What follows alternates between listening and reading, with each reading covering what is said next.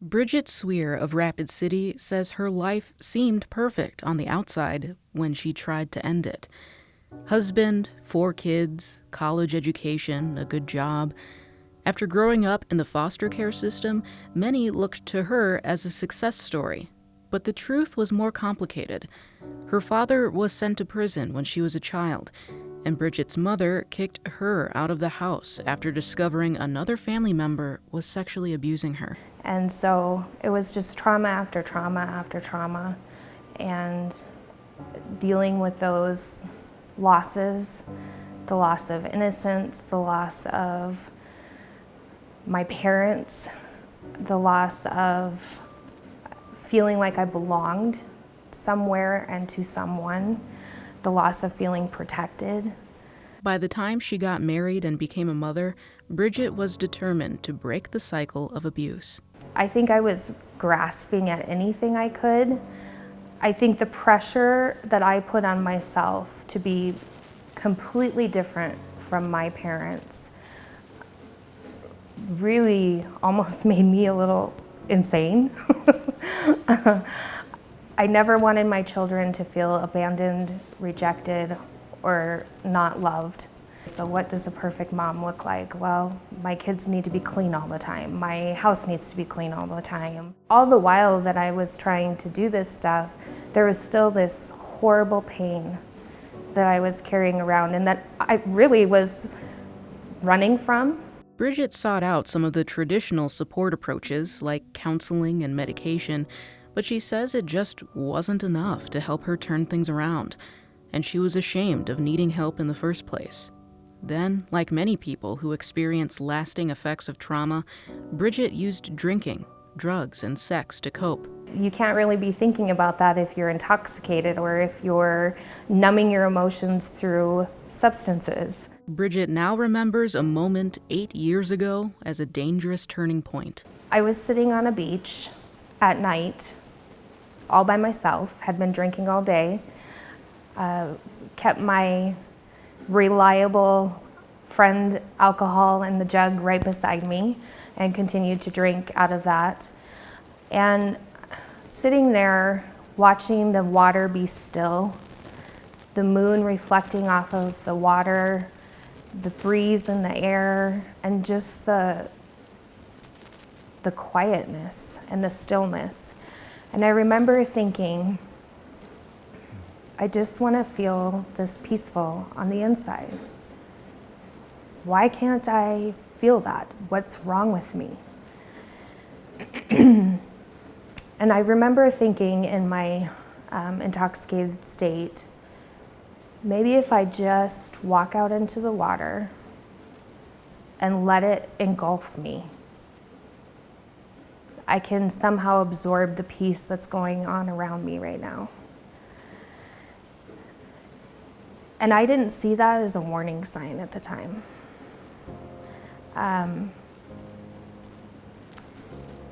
It wouldn't be too long after that I had my attempt. I think I was just so desperate.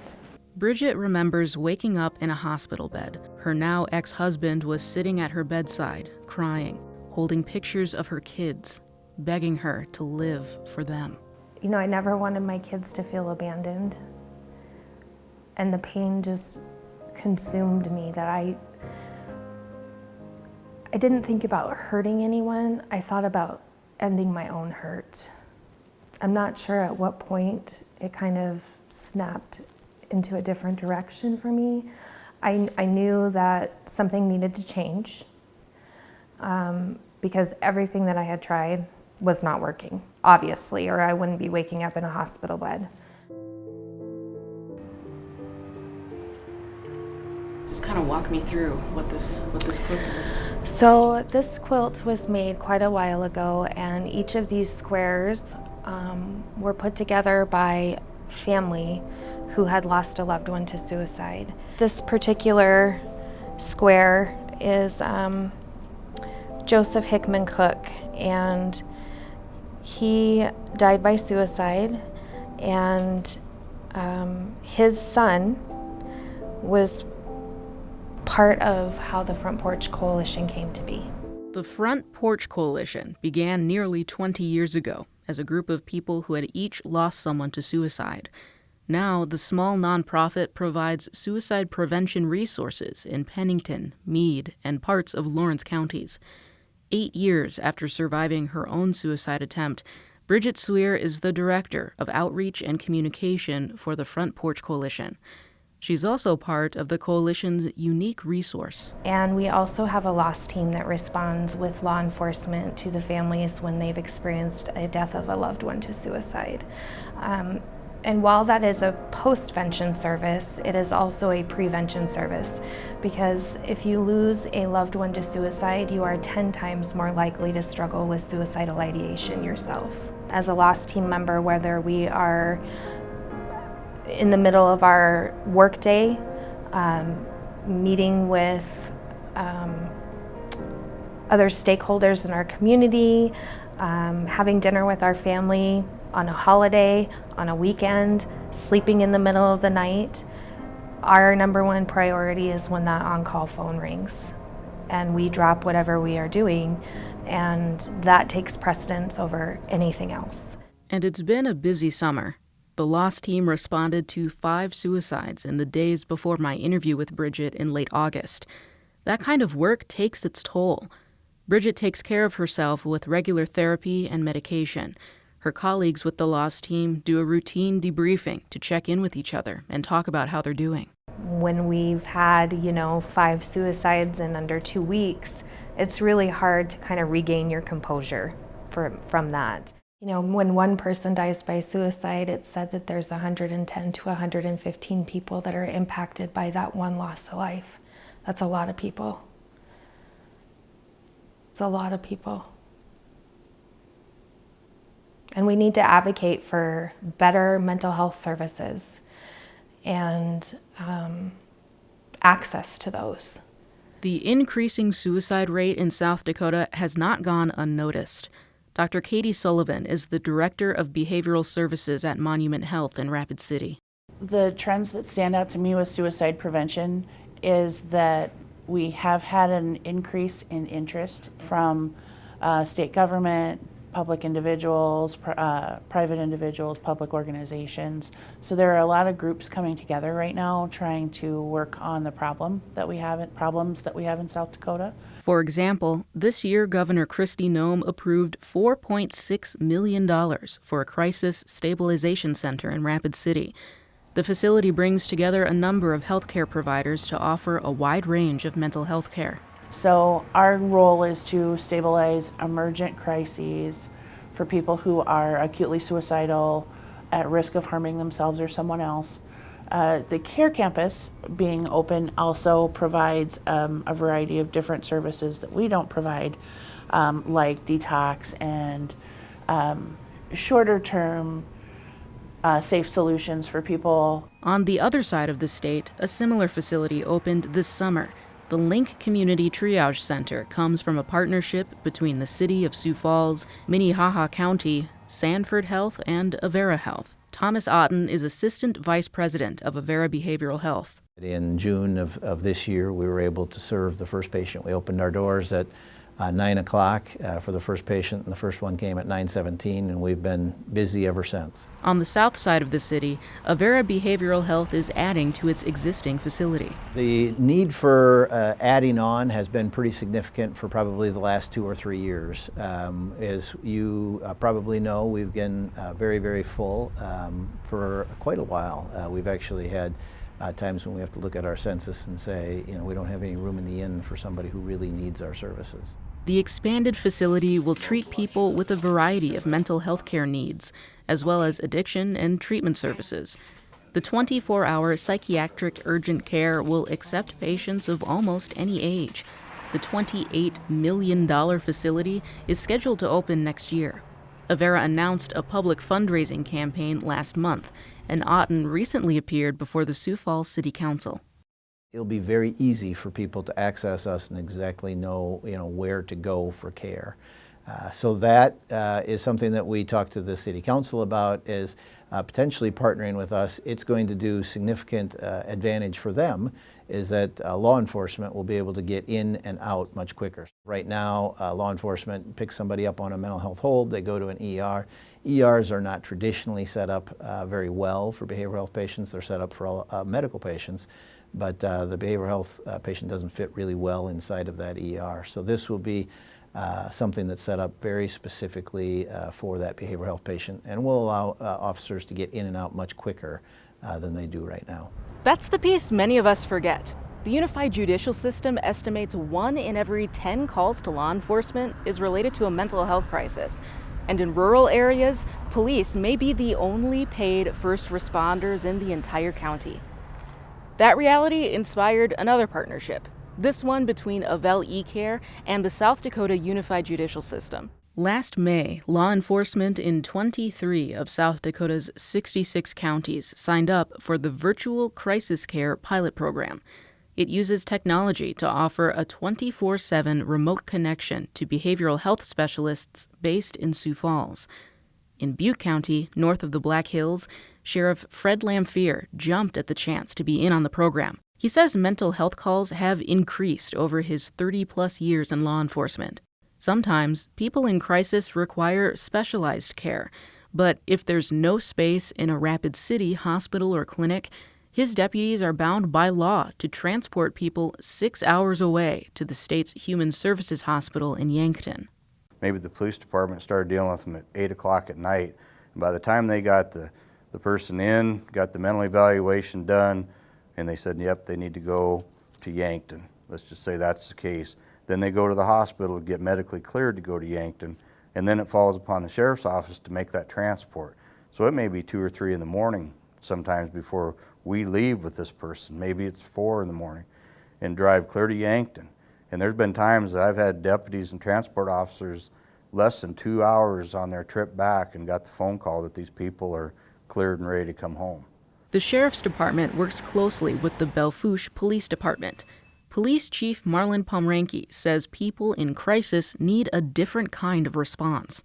This poor person that is going through this crisis, all right, so they're having to deal with coming in and sitting in this nice straight chair, okay, at the police department, and it could be 12 hours later before the sheriff's office could transport them to Yankton.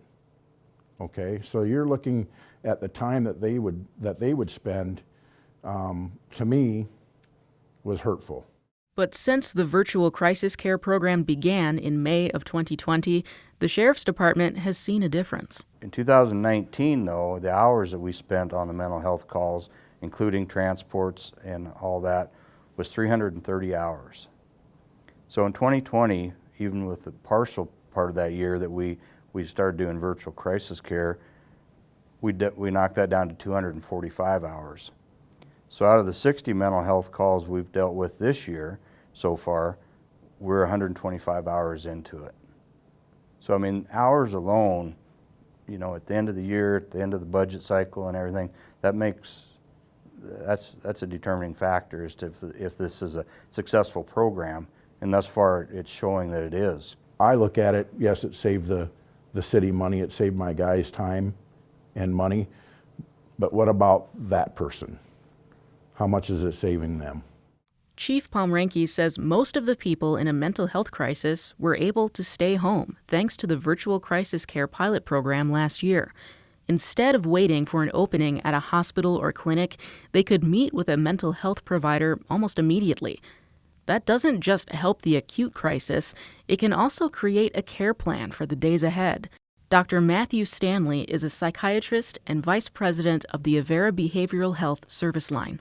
Because not everyone needs to be in the hospital, and not everyone should be in the hospital. And to your point, most people prefer, if they can, to recover at home and to be surrounded by those things that have meaning for them. And often hospital stays are relatively brief anyway. So if we can initiate treatment in your community, plug into really the folks that are going to help you recover over the next several weeks and months and years, that's preferred to shipping you to a hospital. Of the 20 people that they seen or talked to, 14 of them remained in the community. 14 of them, they went home within an hour to an hour and a half. It was over with. They came up with a plan, safety plan for them, and then they followed through with it. That's a common result. Across the 23 counties involved in the pilot program, 75% of people got the care they needed to stay home. A $1 million donation from the Helmsley Charitable Trust funded the pilot program for the first year. The state legislature agreed to fund a second year. That runs through next June, the end of the fiscal year. Beyond that, the future of the virtual crisis care program is unclear, but its initial success shows us telehealth could be used to bridge some of the gaps in mental health care. One of the things we became, again, acutely aware of in the pandemic was things called health disparities. The fact that where you live, what your economy is, what your neighborhood is, may really affect the quality of life you have and the quality of health care you get. So one of the great things about telemedicine, it is potentially a leveler of some of those health disparities. It might be too soon to tell, but from what you know, is virtual or telehealth for behavioral health as effective as sitting in a room face-to-face with someone? So I'll give you two perspectives, the provider side and what I think is the patient side. The first few times is kind of uncomfortable because as you and I sit here, we both kind of consciously or unconsciously take in each other's movements, each other's facial responses, just your posture in your chair. There's a variety of kind of meta communication going on. On a video screen, I can probably still see your face, but even that doesn't maybe have the same vitality that it does face to face. We talked about the comfort of being in your own home. Well, now a lot of these folks are in their own home, or they're in the clinic that they're familiar with in their own community. Because the old way it was set up, even if I was doing telemedicine, it had to be from my facility to your facility. So even if you're in an outlying community, you had to drive into the clinic to get on the camera. That's the only way it was really paid for. Well, during COVID and the CARES Act, we could go direct to consumer, and we still can at this point. I hope that continues, by the way. Because what we found is we had a really high rate of no-show in this type of community I'm talking about. But when we were able to go direct to consumer, that rate changed really quite dramatically, which told me it wasn't that these people didn't want to follow up and didn't appreciate and want the care. It's that the the social determinants of their situation were barring them from getting to the appointment. So they couldn't afford the child care or the gas or couldn't get a ride or couldn't get off work, whatever it was. And now suddenly, it's much easier for them. Now, expanding telehealth comes with its own challenge, and that's ensuring widespread access to broadband. But it's a more likely solution than the ideal alternative of having behavioral health providers in every community. If we had more specialized assistance, aftercare, West River, it would be a service to everybody. I mean, the services that we do have are wonderful, okay? But I believe they're just overwhelmed. When I say though that we don't have enough resources, we have a pretty limited number of psychiatrists in the area, although that number is increasing. But there are not a lot of programs that someone could check into on an outpatient basis to maybe prevent that need for inpatient treatment down the line. One of the challenges in behavioral health is just adequate access. First of all, the number of Americans is estimated at 20% of us have meet the criteria for a psychiatric disorder in any given year. Well, compare that to any other disease, that's an enormous number of people. So almost impossible that we'll ever have enough caregivers to meet that need. So from an access standpoint, what we're trying to do is build, I think, layers of access. And those layers are being built. New facilities on both sides of the state and new partnerships. And there are layers we haven't talked about here, like mental health care in schools and making services like counseling more affordable. Probably the biggest access issue right now is people actually having the courage to reach out for help. It's hard for people to reach out for help, whatever reason, there is a stigma around behavioral health that a lot of people don't want to take that very first step. In fact, if you'd say, what's the number one thing that we need right now? We need people to actually reach out and ask for help. Access is an interesting problem because that's not common knowledge of how do you start. We don't give that to you in high school, although maybe we should. That's a big reason Bridget Swier now works in suicide prevention with the Front Porch Coalition. She says her family has an increased awareness of their potential for mental health challenges. She uses her own story and her experience responding to other suicides as a way to educate and support others. I think that it's really important to understand that suicide and suicide prevention is something that everyone should be invested in some way or another. I think that it's really easy to think, well, that's not going to impact me. Why should I care about that? Until you're that family. I think the best thing is to have those open conversations at the dinner table about mental health and checking in with each other. We all, at some point, go through something difficult that challenges us. And I think that it's important that if we are able to and feel comfortable enough to share our stories, to let other people know that, look, this happened to me. This is what I went through. You can make it to the other side. It's not easy. I won't tell anyone it's easy. There's no easy fix, but it is possible. And I will walk alongside you in the darkness until we can find some light together. I feel like it's my responsibility to do that.